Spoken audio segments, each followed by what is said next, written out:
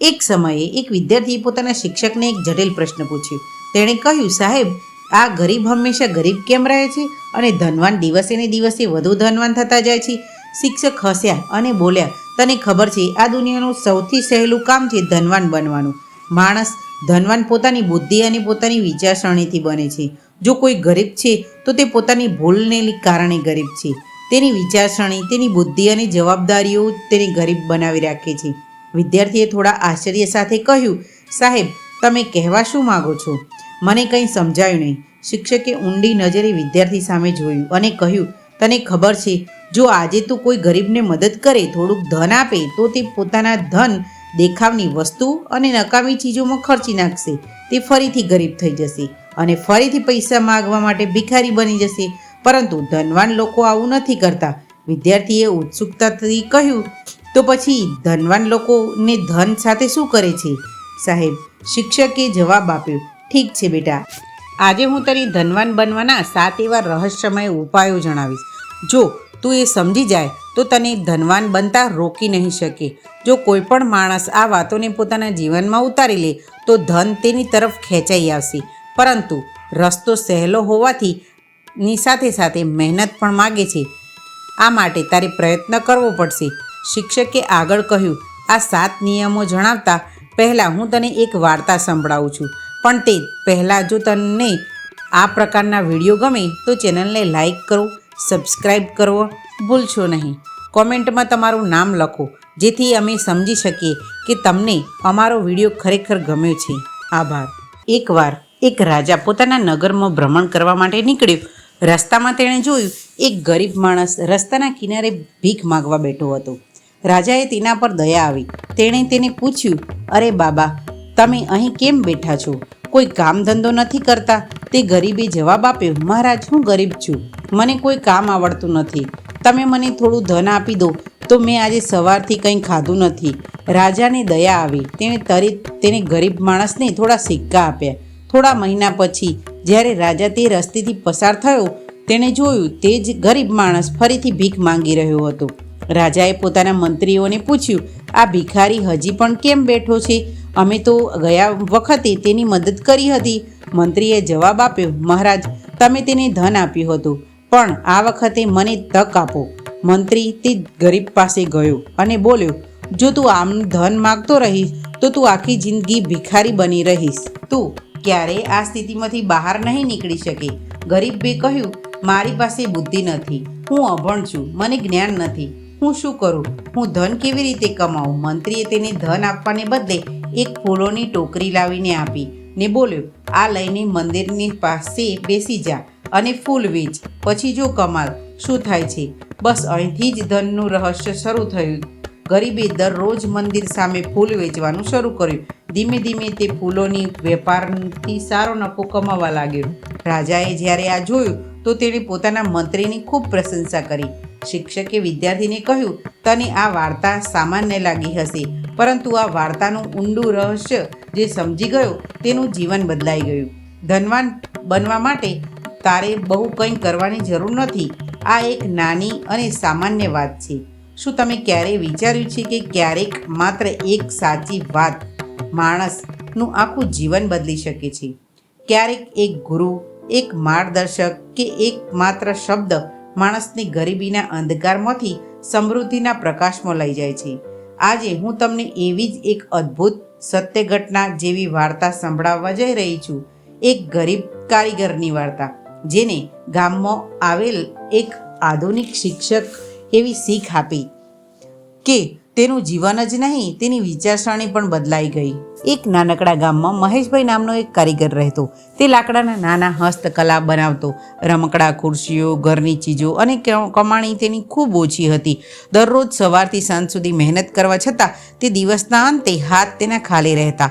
મહેશભાઈના ચહેરા પર હંમેશા થાક અને ચિંતા દેખાતી. પત્ની કહેતી, આ રીતે ક્યારે સુધી ચાલશે? બાળકોનું ભવિષ્યનું શું? તેના મનમાં હંમેશા એક પ્રશ્ન ગુંજે, ભગવાને બધાને સમાન બનાવ્યા છે, તો હું હંમેશા ગરીબ કેમ? એક દિવસ ગામમાં એક શહેરથી એક આધુનિક શિક્ષક આવ્યા, પ્રોફેસર આદિત્ય.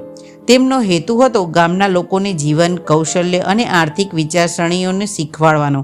ગામના મેદાનમાં ભેગા થયેલા લોકોને તેમણે કહ્યું, મિત્રો, ગરીબી એ ભાગ્યનો પ્રશ્ન નથી, તે વિચારસરણીનો પ્રશ્ન છે. તેવી જ રીતે દુનિયાને જુઓ છો તેવી રીતે દુનિયા તમને આપે છે. બધા લોકો રસપૂર્વક સાંભળતા હતા, પરંતુ મહેશભાઈ દૂર ઊભા રહીને ચૂપચાપ સાંભળતા હતા. તેમના મનમાં એક વિચાર આવ્યો, શું ખરેખર વિચારસરણી બદલીને માણસ ધનિક બની શકે? આગળના દિવસે મહેશભાઈ શિક્ષક પાસે ગયા.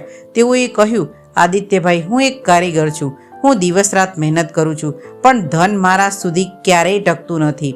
શું ખરેખર મારી વિચારસરણી જ મારી ગરીબીનું કારણ છે? આદિત્યભાઈ હસ્યા અને બોલ્યા, મહેશ, તારા જેવા અનેક લોકો મને મળ્યા છે.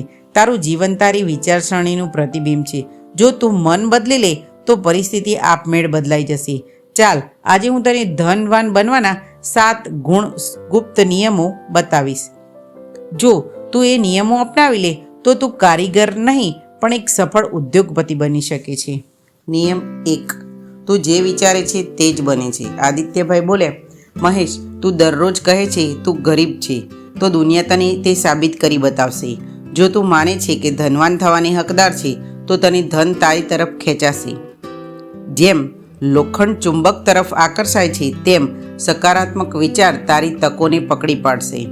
મહેશભાઈએ પૂછ્યું, પણ હું કેવી રીતે મારો વિચાર બદલું? આદિત્યભાઈએ કહ્યું, દરરોજ સવારે પોતાને કહેજે, હું મહેનતી છું, હું બુદ્ધિશાળી છું અને હું સમૃદ્ધ થવાને લાયક છું. પછી જો ધીરે ધીરે તારી દુનિયા બદલાશે. નિયમ 2, દરેક કૌશલ્યનું મૂલ્ય છે, ફક્ત તેને યોગ્ય રીતે રજૂ કરવાનું આવડવું જોઈએ.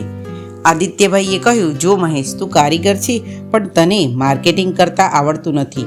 તારું કામ અમૂલ્ય છે, પણ દુનિયાને તેની ખબર જ નહીં હોય તો તે કઈ રીતે તારી પાસે આવશે? તારો ધંધો નાનો નથી, તારી દ્રષ્ટિ નાની છે. જેમ બીજમાંથી આખું વૃક્ષ છુપાયેલું હોય છે, તેમ તારી કળામાં તારી સમૃદ્ધિ છુપાયેલી છે. ફક્ત ફરક એટલો જ છે, તારે તેને લોકો સુધી પહોંચાડવાનું શીખવું પડશે.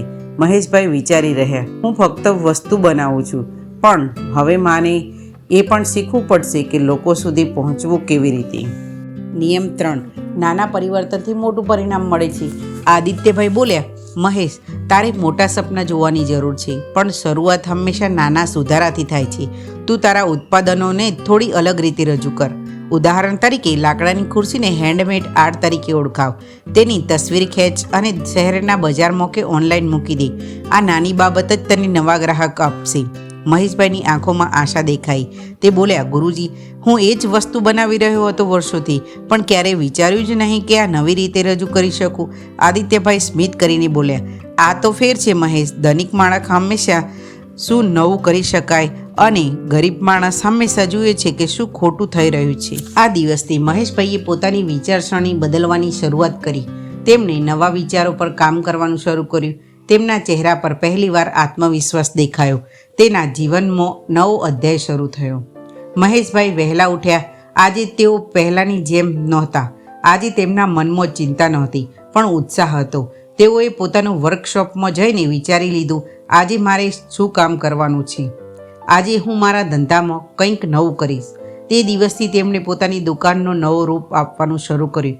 લાકડાની ખુરશી અને રમકડાં બનાવતા તેઓએ તેની તસવીરો ખેંચી અને શહેરના લોકપ્રિય માર્કેટ પ્લેસમાં મૂક્યા. શરૂઆતમાં થોડા જ ઓર્ડર મળ્યા, પણ ધીમે ધીમે લોકો તેમની કળાના દીવાના બનતા ગયા. પરંતુ સફર અહીં અટકી નહીં, કારણ કે શિક્ષક આદિત્યભાઈએ હજુ 4 મહત્વના નિયમો શીખવાના બાકી હતા. નિયમ 4, ધનવાન માણસ રોકાણ શીખે છે, ગરીબ ખર્ચ કરે છે. એક સાંજે મહેશભાઈ ફરી આદિત્યભાઈ પાસે ગયા. તેઓ ખુશ હતા પણ ચિંતિત પણ લાગ્યા. શિક્ષકજી, હવે કમાણી તો થવા લાગી છે, પણ સમજાતું નથી કે ધન ક્યાં લગાવવું. આદિત્યભાઈ બોલ્યા, મહેશ, ધન એક બીજ છે. જો તું તે યોગ્ય જમીનમાં વાવે તો તે તને ફળ આપશે, પણ જો તું તેને ફક્ત આનંદમાં વેડફી નાખે તો તે તારી પાસે ટકશે નહીં. થોડી કમાણીનો ભાગ હંમેશા તારા ધંધામાં પાછો લગાવ. નવી સાધનો ખરીદ, નવું શીખ, નવા ગ્રાહકો સુધી પહોંચ અને થોડી રકમ એવી જગ્યાએ બચાવ જ્યાં તે વહેતી રહે. જેમ વૃક્ષનો બીજ જમીનમાં છુપાવીને વૃદ્ધિ પામે છે. મહેશભાઈએ વિચાર્યું, હું પહેલાં તો જે કમાતો હતો તે તરત જ ખર્ચી નાખતો. હવે સમજાયું કે પૈસા પૈસા ઉત્પન્ન કરે છે. નિયમ 5, સમયને ધનની પણ કિંમત છે. એક દિવસે આદિત્યભાઈએ કહ્યું, મહેશ, ધન ફરી કમાઈ શકાય, પણ સમય ક્યારે પાછો આવતો નથી. તું જરા વિચાર, જો તું દરરોજ 1 કલાક વ્યર્થ ગુમાવે છે તો વર્ષના અંતે તું કેટલો તકો ગુમાવી દે છે. તેમણે કહ્યું, ધનવાન લોકો પાસે સમય નથી કારણ કે તેઓ દરેક મિનિટનું મૂલ્ય જાણે છે, અને ગરીબ લોકો પાસે સમય જ સમય છે કારણ કે તેઓ તેનું મૂલ્ય જ નથી જાણતા. આ શબ્દો મહેશભાઈના હૃદયમાં સીધા ઉતરી ગયા. તે દિવસથી તેમણે પોતાના દિવસની યોજના બનાવી. સવારમાં કામ, બપોરે ગ્રાહકો સાથે સંવાદ, સાંજે માર્કેટ રિસર્ચ. ધીમે ધીમે તેમનું વ્યવસ્થિત જીવન દેખાવા લાગ્યું અને સમય સાથે તેમનું ધન પણ વધતું ગયું. નિયમ 6. નિષ્ફળતા એટલે અંત નહીં પણ શરૂઆત. એક દિવસ તેમનો મોટો ઓર્ડર રદ થઈ ગયો. તેમના ચહેરા પર નિરાશા દેખાઈ. તેઓ ફરીથી ગુરુજી પાસે ગયા. આદિત્યભાઈ, લાગે છે મારું ભાગ્ય ખરાબ છે. આદિત્યભાઈએ મમતા સાથે કહ્યું, મહેશ, ભાગ્ય ખરાબ નથી, તારો અભિગમ નબળો થયો છે. નિષ્ફળતા એ જ છે જે તારું ધ્યેય વધુ તેજ બનાવે છે. જે માણસ પોતાની ભૂલોથી શીખી જાય છે તે ક્યારેય ગરીબ નથી રહેતો. તારા જેવા કારીગરો માટે તો નિષ્ફળતા સૌથી મોટું શિક્ષણ છે, કારણ કે દરેક ભૂલ તને નવી તક આપે છે. મહેશભાઈએ પોતાના ખભા સીધા કરે. તેમણે કહ્યું, ગુરુજી, હવે હું મારી દરેક ભૂલમાંથી શીખીશ. હું પાછો નહીં હટું. નિયમ 7.